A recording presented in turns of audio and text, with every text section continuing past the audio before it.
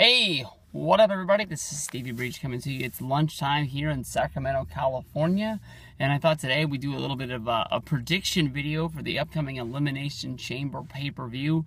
Basically, as of right now, there's only 4 matches added to it, but all the matches right now are the matches that are going to mean anything coming up to the big pay-per-view. Honestly, it's just sort of like, I don't know, the way I look at this is honestly just sort of a easy look at what is WrestleMania is going to be.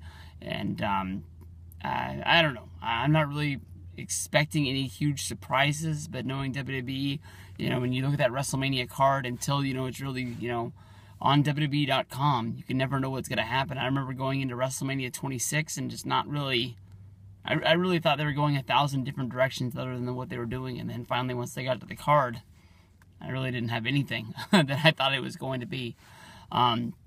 Of course, we'll start off at the little matches, and we'll work our way up to the big one. Jack Swagger, your #1 contender for the Intercontinental title, going up against Big E Langston.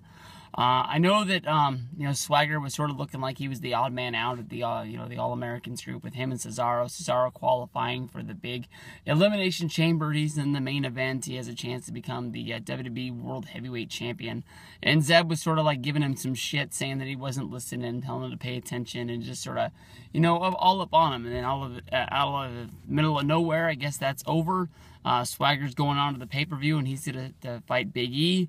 Zeb really can't be looking at Swagger like he's the weak link here. If he loses and then Cesaro loses also, so maybe we're not getting the breakup that we thought we were getting so far.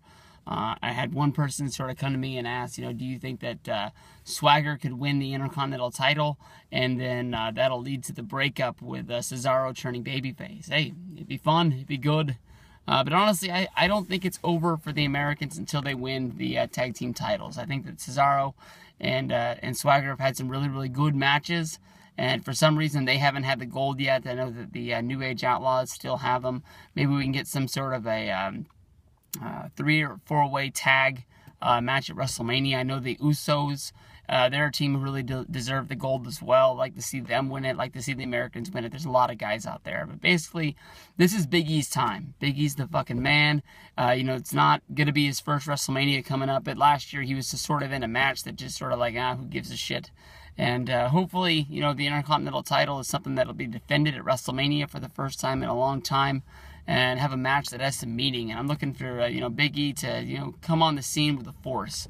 So I'm going to take Big E to beat Swagger right there for you. Next match is going to be Dave Batista in a squash match against Alberto Del Rio. That's about it. I mean, I'm not really expecting a whole bunch from this except for Batista. He's the #1 contender for the World Heavyweight Championship, and he's going to be fighting whoever the champion is coming out of the chamber. So, it's not like he can really lose. And if they did, then Del Rio would have some angle where he gets into the match, I would guess, to make it a 3-way. I mean, if it was Daniel Bryan versus Batista, maybe you'd pick Daniel Bryan, hoping that Bryan's going to win, and then he can squeak in saying, like, you might be the #1 contender, but I beat you so I can get in there, much like, how Shawn Michaels got into WrestleMania 20 with that draw at the Royal Rumble. But I don't know. I just, Batista's going to kill him. That's the only way you can really put this. And hopefully Del Rio can get up, dust himself off, and find himself in a match that means something at WrestleMania. Of course, last year he was the World Heavyweight Champion. The year before that, he just never really got brought back. He just showed up on Raw, and all of a sudden he was the #1 contender to Sheamus, and Daniel Bryan was out of the picture. From here, we'll drive over there to the Wyatts versus the Shield, and this is going to be an ass kicker. If you have to put money on this, honestly, I'm going to pick the Wyatts to win this match. For when you look at WrestleMania, the Shield's going to be having some sort of a breakup angle. Who knows if they're going to fight each other, or they're going to have a match and they finally blow it off then. But I'm honestly thinking that more than likely you're going to see one of the last straws break at the chamber. Sort of maybe Roman Reigns is going to get some shine, getting the big win in the match, and Ambrose doesn't want it, and he'll give up the match to make himself look good in the end, and maybe Ambrose attacks him, and that's how this match ends. But I don't know, you know, Bray Wyatt's fighting fucking John Cena at WrestleMania. I mean, it's pretty obvious. He cost him the match at the Rumble, and I know that Cena hasn't been the kind of guy to complain about it yet, but he's gonna want some sort of payback for him losing this match, making sure that he wasn't the 16-time champion. More than likely, I see him, you know, showing up somehow in the Elimination Chamber. Who knows if Brock Lesnar busts a hole in there and finds a way to get in there. But in the Chamber, you got some big names. Randy Orton, Daniel Bryan. You got, fuck, almost a Batista, but he ain't in there. You got Cesaro. You got Christian. A whole bunch of guys.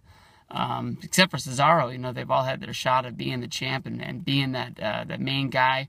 A whole bunch of guys want to become, oh, fuck, I don't think I named everybody. You got Orton, you got Cena, you got Daniel Bryan, Christian, Cesaro were the wild cards, and who is the last fucking guy? Son of a bitch. Sheamus. Sheamus made it for that tag match. I don't really see Sheamus doing a whole lot of much in there, but some people say that maybe Sheamus will do some sort of a heel turn, and then that'll give him a spot to fight somebody at WrestleMania. I'm not really looking forward to all that. I can sort of see Cena looking like he's gonna win the big one, and then at the last second, you know, they have the Wyatts come in, cost him that match. I mean, I don't know. You know, with Orton beating Christian, it didn't really go along with everything. I thought that Orton would go through his long line of matches, wouldn't win any of them, and then he'd finally find a way to sneak out of there. But he beat Christian, so maybe either they just look at Christian as just so low on the totem pole that they just didn't care. But I really do see Orton, you know, squeaking out of there. Orton versus Batista.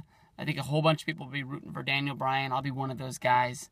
And then after this, we're all about the big Monday Night Raw for the network launch. It's going to be a big one. It's going to be fun. It's going to be big and huge.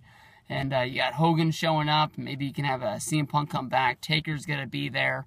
We're going to find out who our new champion is. We're going to be setting up matches left and right. It's going to be on like Donkey Kong. He hasn't been announced yet, but I'm guessing more than likely Brock Lesnar's going to be there. How you do Elimination Chamber without having Brock Lesnar there? I got no clue. I have no clue. Maybe that's why Christian lost. I would love to see it. I talked about it in my countdown. Top moments of Elimination Chamber. You know, Edge attacking Kofi and just taking the spot.